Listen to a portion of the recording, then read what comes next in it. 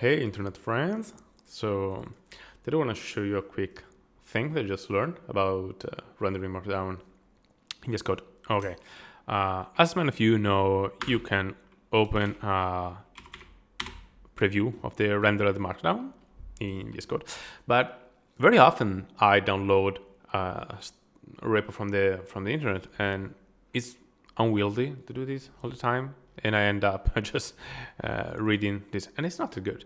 So I found this really interesting setting, and it's like you have to map it to the editor association, and basically I'm saying, hey, for just readme, open the preview editor.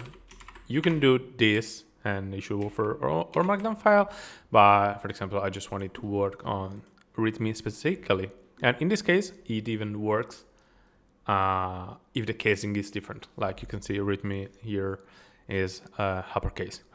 I didn't notice that it was actually working anyway. Small thing, but interesting, isn't it? But